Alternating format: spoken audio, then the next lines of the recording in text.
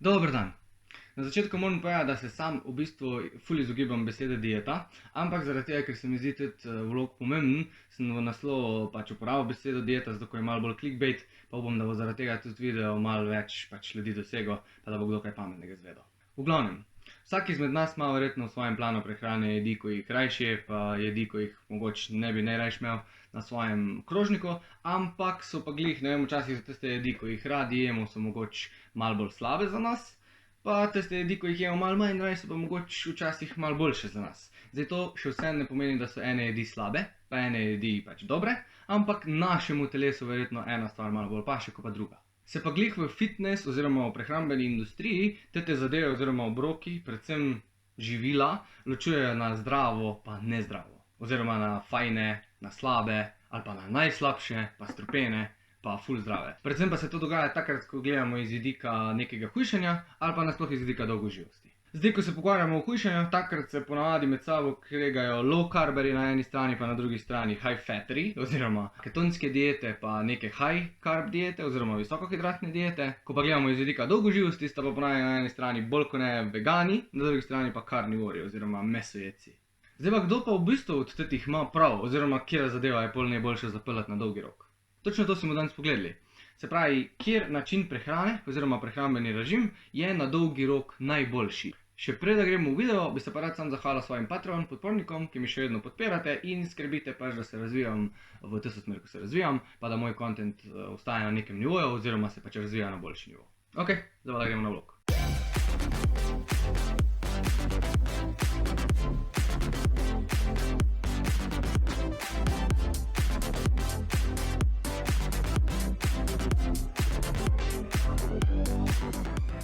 Danes bomo pogledali v bistvu en super pregled študij, ki je gledal 14 različnih prehrambenih režimov in vpliv na sam kardiovaskularni sistem, pa na upad oziroma dvig oziroma pač na samo telesno maso. Opazovali so pa to pri ljudeh, ki so imeli v bistvu težave s tem. Se pravi, mogoče so imeli malo slabše kardiovaskularno stanje oziroma mogoče so bili malo pretežki za svojo optimalno raven. Študija bo itak objavljena v Patreon skupini, pač link do nje oziroma cel PDF dokument, tule gre se bojo pa zdaj itak kazali, tako se pač vedno kažejo izseki iz študije pa slike. Zdaj pač glede na to, da je bil to pregled študija, ne, so imeli pač kar veliko izbiro materiala, upoštevali so, da so mogle študije preverjati določene parametre, o katerih bomo govorili tudi zdaj, in pa pregledanih je bilo pol na koncu 14 različnih prehrambenih režimov. Zgledalo je pa tako, da so v bistvu ljudi razdelili v skupine, pol so pa na začetku te parametre pač zmerili oziroma pač določili, pol so jih po 6 mesecih in pol še kao po 12 mesecih. Se pravi, 6 mesecev je kao kratkoročno delovanje samih prehrambenih planov, 12 mesecev je pa že v bistvu pol dolgoročno. Gledali so v bistvu uneta pomembne pa čisto take klasične easy parametre. Gledali so spremembo v telesni masi, gledali so LDL holesterol, gledali so HDL holesterol, gledali so C-reaktivni protein, pa gledali so krvni pritisk. V študiju je bilo vključenih tudi ful lepo število ljudi in sicer mislim na 21.900 pa še nekaj 942, nekaj takega se bi tule zdaj gre pojavilo. V glavnem lepa številka pa kar dolgo trajajoča študija je bila. Zdaj, če bi čisto na grobo razdelili te vse režime, ko so jih upoštevali, so v bistvu imeli tiste z višjim vnosom maščob, to so Atkinsova oziroma ketonska, samo Atkinsova je pač bolj prav, če rečeš, pol Zone dieta pa South Beach. Pol so imeli tiste z nizkim vnosom maščob, to sta Ornish pa Rosemary naprimer, pol pa ostale, ko se pač v bistvu osredotočajo bolj na nek kalorijski deficit, vseeno je pa vnos ogljikovih hidratov tam nekje med 55 do 60%. To je pa naprimer najbolj znana mediteranska dieta. Ok, pa gremo prvo kar takoj na izgubo telesne mase, pa bomo videli, kako so se posamezne diete odrezale v tem parametru. Zdaj na kratek rok, se pravi po 6 mesecih, se je v bistvu videl, da sta tule najbolj bile uspešni Atkinsova prehrana oziroma Atkinsov režim prehrane oziroma Atkinsova dieta, pa Jenny Craig prehrana. Se je pa po 12 mesecih, se pravi na dolgi rok, pol pokazalo, da med 14 različnimi prehrambenimi plani oziroma režimi ni prihajalo do signifikantnih razlik. Zdaj, če bi mogli biti ful pikolovski, se tule lepo vidi, da je v bistvu na koncu, na dolgi rok bila celo mogoče najboljša neka paleolitska dieta, ampak ne signifikantno. To je zdaj samo, če smo pikolovski. Se pravi, če bi ti bil človek, kot ti bi naprimer paleolitska dieta bolj pasala, bi verjetno imel najboljši učinek kot tete, če bi bil človek, ko bi imel Atkinsonov, pa bi ti to najbolj pasalo, bi v bistvu imel verjetno najboljšega od Atkinsove, tako da na dolgi rok se je pokazalo, oziroma na dolgi rok, na 12 mesecev, kar ni tako kratko obdobje, se je pač pokazalo, da na koncu se vse izide v neke približno iste, signifikantno nerazlične rezultate. Se pravi, če zaključimo tu, iz vidika telesne mase oziroma izgube telesne mase ni nobena dieta najboljša. Vse so na dolgi rok bolj kot ne čisto iste. Ok, tukaj so pol opazovali lipoproteina, se pravi LDL holesterol, pa HDL holesterol. LDL holesterol je tisti, ko v bistvu, če se poveča v krvi neodvisno od HDL holesterola, je v bistvu kar slab pokazatelj. Če se načeloma HDL hkrati veča tudi z LDL-om, ni take pizdarije. Najboljše pa, če je LDL malo nižji, pa HDL malo višji. To je v bistvu najbolj optimalno stanje zaenkrat, ker jaz mislim, da se kaže iz študij. Ampak tudi tu se je v bistvu pokazalo, da po 6 mesecih, na nek bolj kratek rok, je bila v bistvu najboljša mediteranska dieta, ko se v bistvu tudi najbolj promovira iz vidika samih nasičenih maščob, pač nasploh lipoproteinskega profila. Ampak po 12 mesecih pa spet ni bilo signifikantnih razlik. Kar je v bistvu meni še posebej zanimivo, oziroma niti ne zanimivo, ampak sam pokaže eno izmed mojih teorij. Tule na primer se je pokazala tudi Atkinsova visoko maščobna z visokim vnosom nasičenih maščob v prehrani ni bila signifikantno slabša od mediteranske diete, ko je kao najboljša iz tega vidika. Spaj na eni strani imamo mediteransko, na drugi strani imamo ketonsko dieto, ko imamo bolj kot ne pač 80% maščob, na drugi strani pa čim manj nasičenih maščob, čim manj maščob, pa vse kar so pufa maščobe, se pravi bolj kot ne omega 6. Pa imamo dejansko na dolgi rok iste rezultate iz vidika HDL pa LDL delcev. Tako da, to mi je bilo zanimivo, oziroma samo še eno potrdilo, da mogoče je mesto pravo smer za svojim razmišljanjem.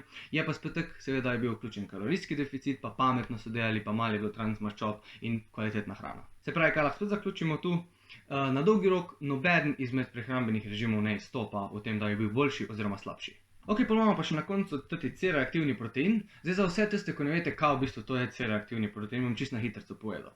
C-reaktivni protein je v bistvu pokazatelj, ki se nabira v krvi, s tem, ko v telesu naraščajo vnetja v določenih procesih oziroma pač v določenih sistemih.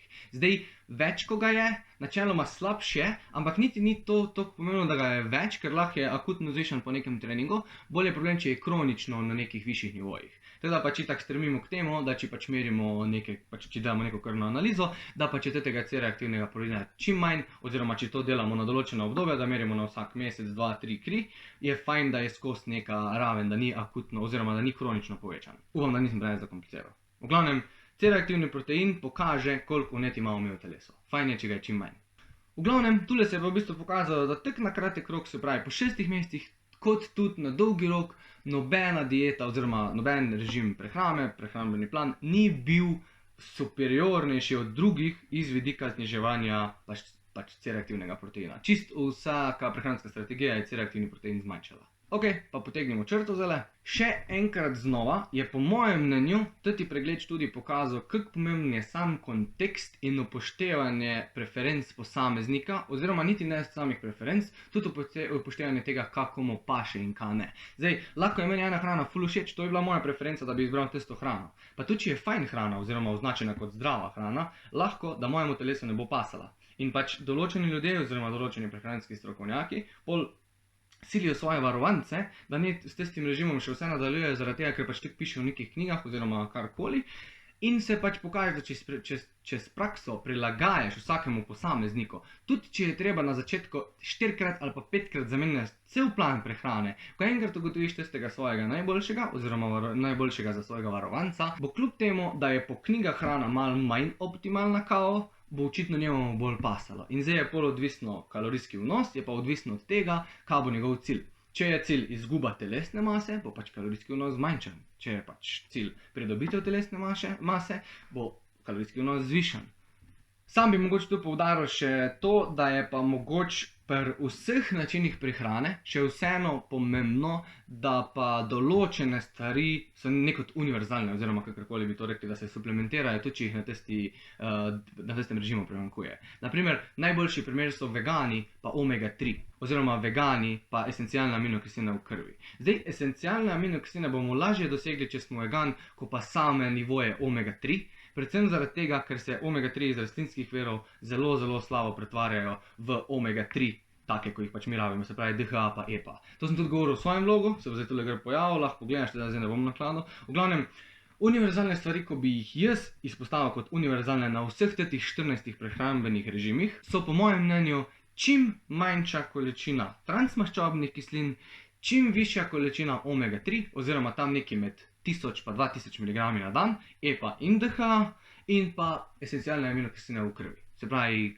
kak imamo mi bazen iz esencialnih aminokislin. To so v bistvu 3 parametri, ki so po moje najbolj pomembni in so univerzalni za čisto vse prehrambene režime. In kaj bi še čisto za zaključek povedal, da je v bistvu važno, ko se mi lotevamo nekega prehrambenega plana oziroma spremembe prehrambenega plana, je to, da se mi med tistim izvajanjem oziroma med izvajanjem tistega prehranskega plana, režima, počutimo fajn, da je hrana oziroma da so obroki dostopni in pa da smo lahko konsistentni.